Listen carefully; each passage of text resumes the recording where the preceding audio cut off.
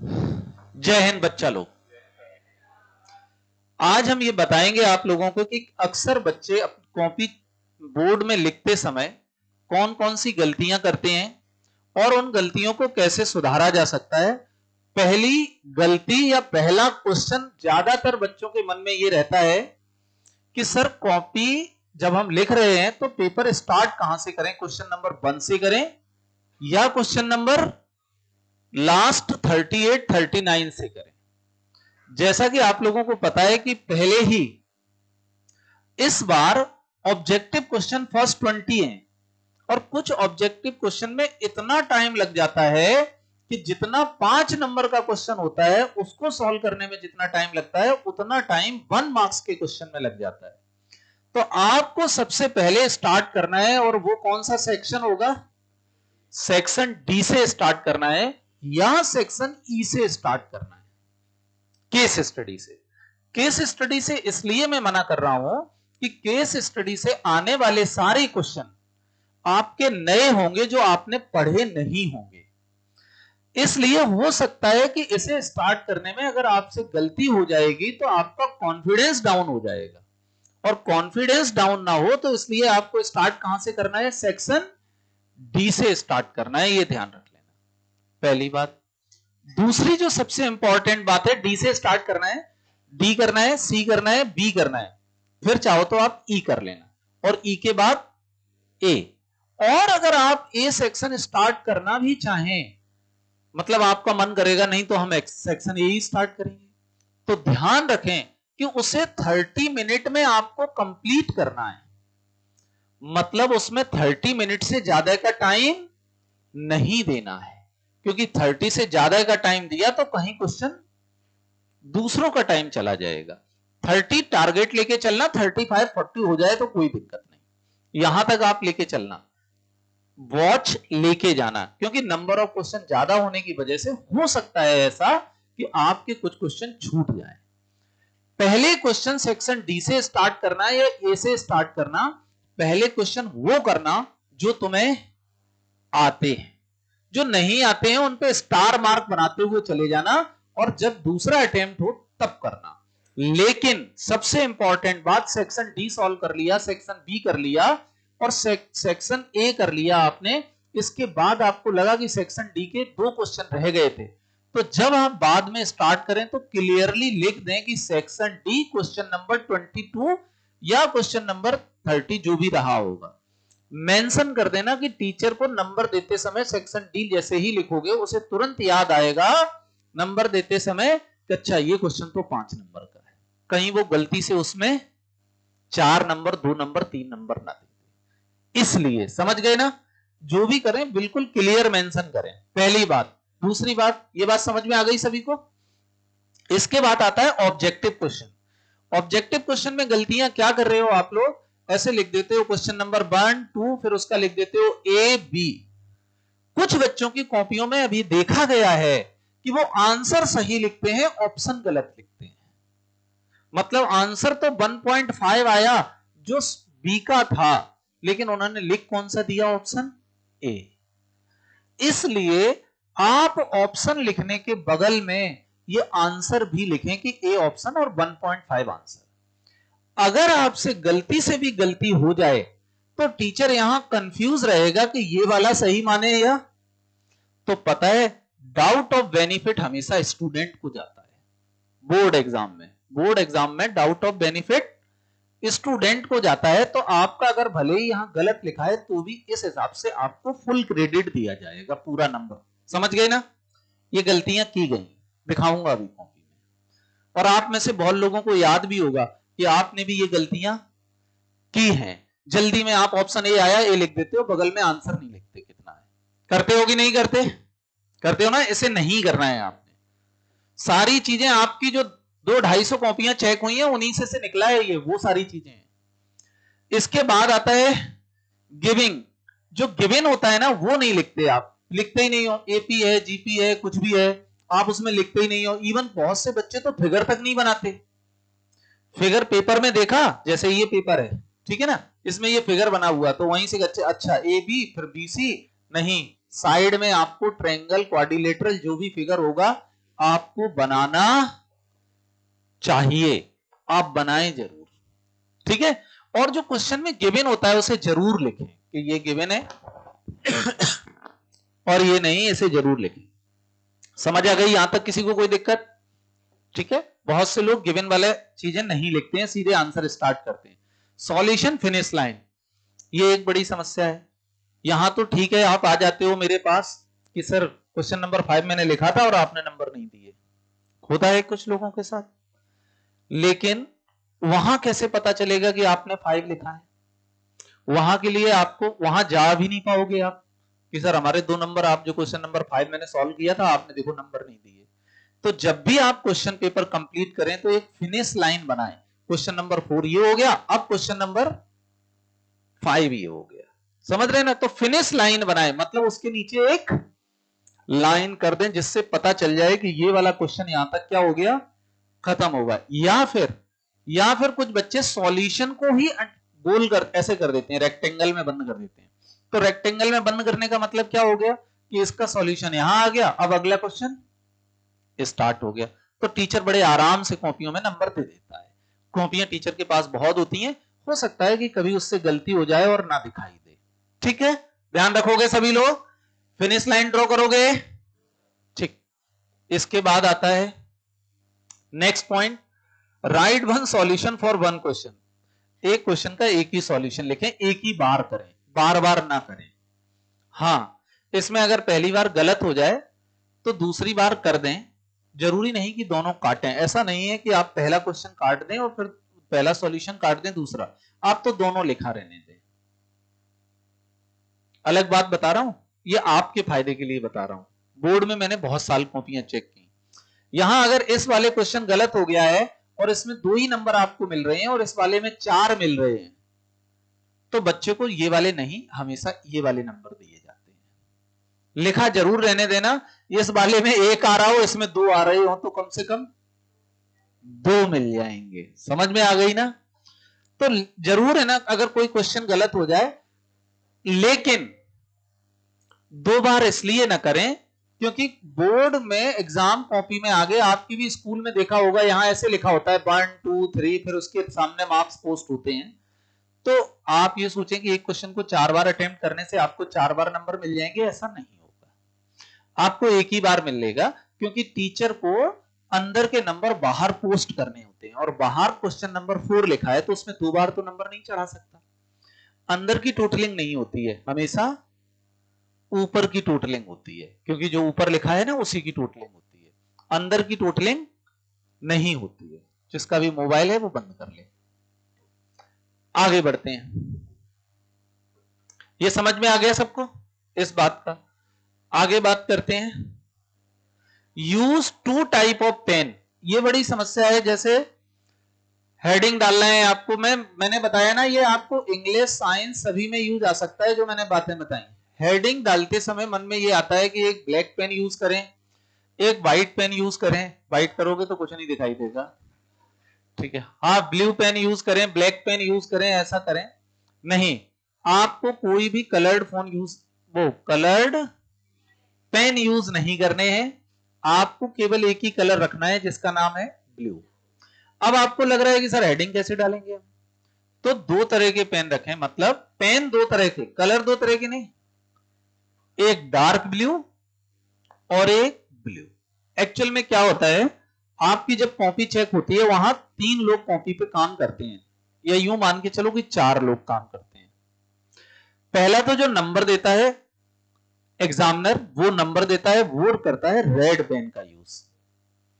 फिर एक होता है कोऑर्डिनेटर, जो आपके नंबरों को रीचेक करता है, टोटलिंग को सुधारता है, देखता है, वो यूज करता है ब्लू पेन, ब्लैक पेन। कौन सा यूज करता है? ब्लैक। फिर जो HE होता है या AHE होते हैं, वो आपकी कॉपी को चेक करने के लिए ग्रीन पेन का यूज करते हैं। तो उसमें जहां पेन टिक लगे होते हैं, जब आपको कभी बोर्ड की कॉपी देखना तो आपको मिलेगा कि उसमें बहुत सारे टिक लगे होते हैं। एक तो कॉपी चेक करने का होता है, एक टोटलिंग का अलग टिक होता है, HE ने चेक किया तो उसे दोबारा से होता है। तो ऐसे 4-4 5-5 लगे, तो मतलब पूरी कॉपी कलर्ड बन जाती है। आप तो व्हाइट एंड ब्लू छोड़ के आते हो और वहां बहुत लोग उस पर काम करते हैं। इसलिए आप केवल पेन जो यूज करेंगे उन पेन का एक ही कलर होगा, क्या? ब्लू होगा। या फिर आप अंडरलाइन कर दें उसके नीचे, अगर एक ही पेन है आपके पास तो क्या कर दें? अंडरलाइन। तो ये अंडरलाइन कर दें, रेक्टेंगल बना दें जिससे साफ दिखाई पड़े ये इंपॉर्टेंट पॉइंट है या फिर ये चीज अलग से लिखी गई है। समझ लेंगे। आगे बात करते हैं। पेन दो तरह के एग्जाम में यूज नहीं करने हैं, एक ही यूज करने हैं। और जब आप चाहोगे तो कॉपी पे इंस्ट्रक्शन लिख के भी आएगा कि पेन एक ही तरह का यूज करना है, भले ही आप इंस्ट्रक्शन पढ़ें या ना पढ़ें। इसके बाद आता है राइट रीजन इन ज्योमेट्री। बहुत से बच्चे ज्योमेट्री में वो लिख देते हैं कि क्या लिख देते हैं, triangle A B C is similar to triangle P Q R, लेकिन पड़ोस में रीजन नहीं लिखते। रीजन जरूर लिखें कॉपी में। क्या बोला मैंने? रीजन। जब ये सारी बातें मैं इसलिए बता रहा हूं क्योंकि अगर मान लो कि कोई क्वेश्चन आपको नहीं भी आता है, एक और ध्यान से बात बड़ी इंपॉर्टेंट है, अगर आपको कोई क्वेश्चन नहीं आता, ये वो लोग ध्यान से जरूर सुने जिनके 6 नंबर 15 नंबर 12 नंबर आ रहे हैं, उनके लिए बड़ी इंपॉर्टेंट बात बता रहा हूं। पास होने की जगह छोड़ के आना, मतलब कॉपी छोड़ के आना। अरे भाई साहब, कोई टीचर अगर आधा नंबर आपको देना चाहे, मान लो वो सोचे कि ये बच्चे चलो पास कर देते हैं, मान लो उसके मन में हृदय में एकदम दया भावना उमड़ पड़े, तो नंबर क्या खाली कॉपी पे देगा? कहां नंबर देगा? तो जब तुम कुछ लिखोगे तो हर क्वेश्चन जो तुम्हें आए ना आए उसका कुछ ना कुछ लिखना जरूर। मतलब अगर लिखा हो उसमें इन ट्रायंगल एबीसी, तो तुम कुछ ना करना, ट्रायंगल एबीसी जरूर बनाना। क्यों बनाना? क्यों बनाना? अगर नंबर के लिए जगह छोड़ना, ये जगह छोड़ना बोलते हैं, ये बोलते हैं कि ये होता है जगह छोड़ना, तो उसमें जगह छोड़ के जरूर आना कि वो आधा नंबर या एक नंबर टपकाता चले। अगर सोचो कि अगर तुम्हें 20 मतलब 10 नंबर तो आपके खुद की मेहनत से आ गए और बाकी अगर आपने जगह छोड़ दी उसको और उसने आधा आधा नंबर भी सब में दिया, तो 20 क्वेश्चन में आधा आधा दिया तो 10, और कहीं थोड़ी बहुत उसे जगह मिल गई, किसी में एक आध दे दिया, किसी का फिगर बना हुआ। अगर स्टेप मार्किंग होती है, अगर आप कुछ भी लिखे आओगे, गिवन भी लिखे आओगे, तो एक नंबर तो देगा। लेकिन गिवन ऐसा मत लिखना जो क्वेश्चन लिखा है क्वेश्चन ही टाप दो। गिवन भी ये होता है कि अगर उसमें एपी लिखा है, सरफेस एरिया वॉल्यूम लिखा है, तो उसे कम से कम उतना लिख देना, उतना लिख देना कि सरफेस एरिया क्या है। फॉर्मूला लिख दो, जैसे सरफेस एरिया आया तो सरफेस एरिया का फॉर्मूला लिख दो, भले ही भैया सिलेंडर की जगह स्क्वायर का लिख दो। नहीं, अब आपको आता ही नहीं है तो कम से कम इतना तो लिख आना। तो वो आधा की जगह क्या दे देगा? एक। तो पता है 25-30 नंबर तो भी आ जाएंगे। उन लोगों के लिए इंपॉर्टेंट है, एक भी क्वेश्चन छोड़ना, क्वेश्चन अटेम्प्ट करके जरूर आना है। समझ गए बात? समझ आ रही है सबको? ठीक। आगे इसमें था रीजन जरूर लिखना ज्योमेट्री का।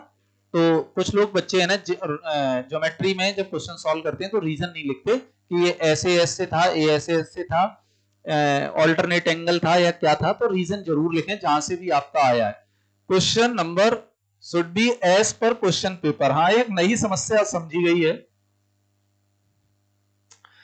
आपके दिमाग में आया कि क्वेश्चन नंबर 25 मुझे पहले करना चाहिए, हुआ है तुम्हारे साथ? क्वेश्चन नंबर 25 पहले करना चाहिए और आपने क्वेश्चन नंबर डाला 1, क्योंकि आपके हिसाब से क्वेश्चन नंबर कौन सा था? 1। और सॉल्व कौन सा कर रहे?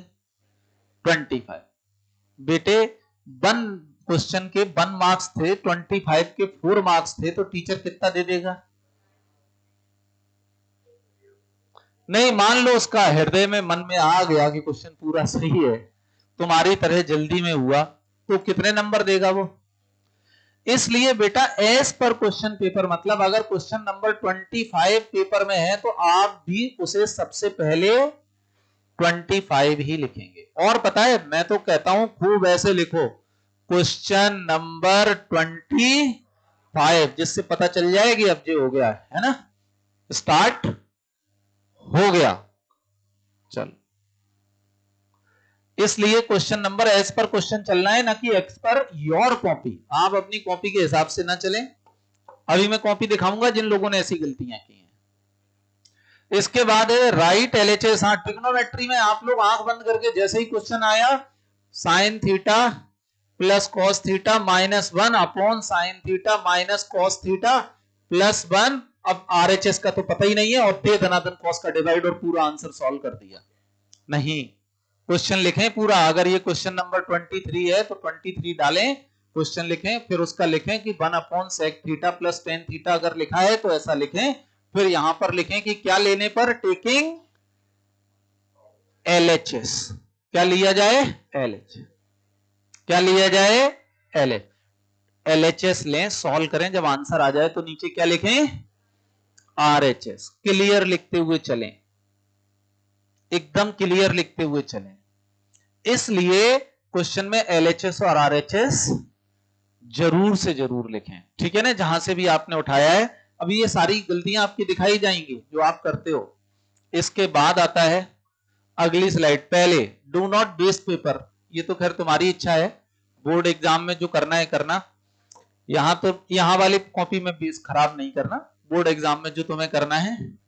अच्छा, जो खराब भी करना ना, वो उससे कॉपी ऐसी होती है बोर्ड एग्जाम की, उसमें ऐसे लाइन खींच दिया करो, जो रफ करना है इधर इधर सुंदर रखा करो, एकदम कॉपी इधर के रखा करो, एकदम सुंदर सी रखा करो, और चीजें एकदम क्लियर रखा करो।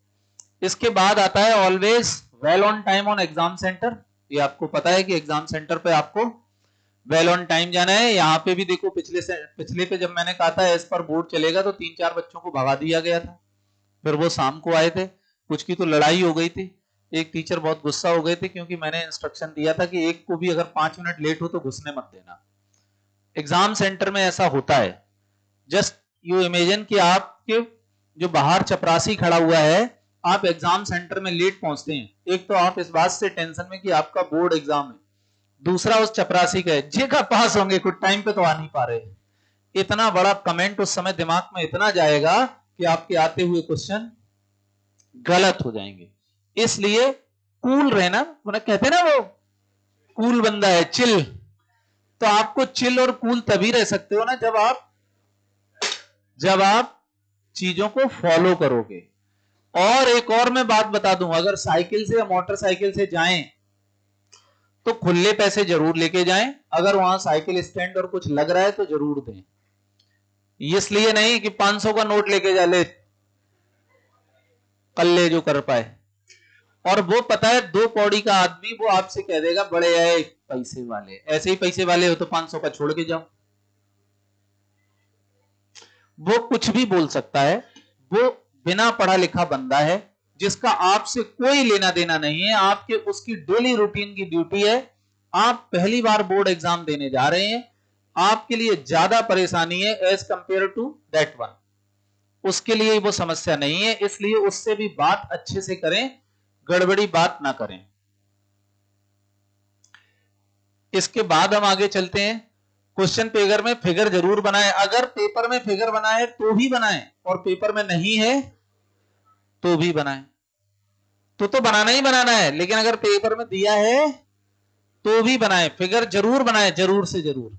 इसके बाद है अटेम्प्ट ऑल क्वेश्चन, जो मैंने बता दिया था, ये उन लोगों के लिए जिनके 6 नंबर 8 नंबर 15 नंबर आते हैं, उनके। वैसे तो सबके लिए ये बात जरूरी है, क्योंकि आधा 1 नंबर बढ़ जाएगा तो कौन सा बुरा होगा, ठीक है। तो इसलिए ये जरूर से सारे क्वेश्चन अटेम्प्ट करें। सरफेस एरिया वॉल्यूम में एक बड़ी समस्या आ रही है। समस्या ये आ रही है कि जो आप लोग, जैसे ये रेडियस है, इसके अंदर एक स्फीयर डाल दिया गया है, ऐसे कितना पानी बाहर निकलेगा, तो रेडियस 2 हो जाती है, एक तो इस स्फीयर की और एक सिलेंडर की। आप लोगों ने जो क्वेश्चन सॉल्व किए हैं उनमें कुछ में कंफ्यूज हो गए हैं, पूरा फॉर्मूला सही लगाया, सारा कुछ सही किया, लेकिन रेडियस इसकी उसमें और उसकी इसमें रख दी, और वो क्वेश्चन का आंसर क्या हो गया, गलत हो गया। इसलिए बहुत ध्यान से करें मैनेज। सरफेस एरिया के सारे क्वेश्चन, मतलब बहुत सारे क्वेश्चन आप लोगों के गलत हुए हैं, इसलिए रिवीजन के तौर पे भी मैंने जो टॉपिक उठाया है उसका नाम क्या है, सरफेस एरिया। अब आपको समझ में आ गया ना, आप कॉपी छोड़ के जाते हो तो हम लोग कितनी मेहनत करते हैं हर चीज को। तभी तो मैं कहता हूं कि भाई यहां पढ़ोगे, यहां नंबर नहीं आए तो अब दुनिया में तुम्हारे मैथ्स में, अब तुम मैथ्स नहीं सीख सकते, ये ध्यान रख लेना। अब मैथ्स सिखाने के लिए भगवान को अवतार लेना पड़ेगा आपको, ठीक है, तो ही मैथ सीख सकते हो, बाकी भगवान का दूत तो यहां था जिससे तुम सीखे नहीं। अब तुम्हें भगवान को ही साक्षात आना पड़ेगा, तब तुम मैथ सीख पाओगे, बाकी तो मैथ तुम्हारे लिए मुश्किल है। तो अभी भी मौका है, अभी भी मौका है कि सीख लो, हम हैं आपके साथ।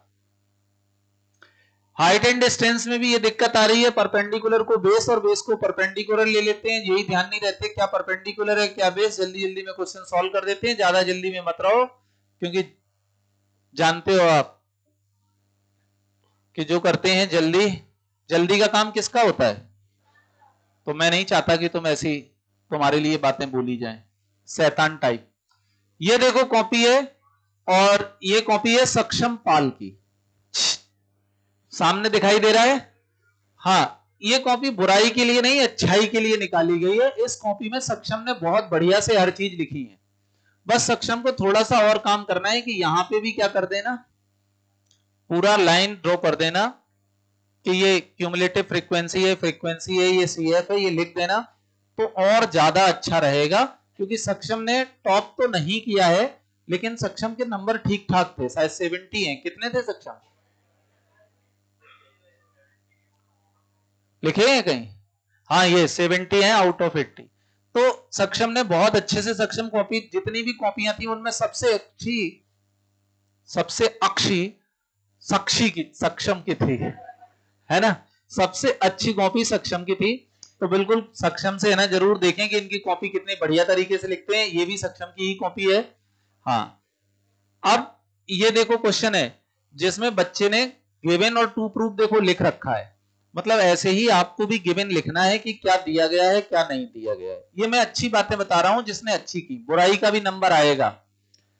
जैसे इस बच्चे ने देखो लिखा है क्या कि आंसर लिखा, उसके बगल में प्रूफ भी लिखा, एबीसीडी ऑप्शन है, आंसर भी लिखा है। इसी तरह से आप लोगों को भी लिखना है, ठीक है। ये किसकी है, सजेल राजावत, इसने टॉप किया है।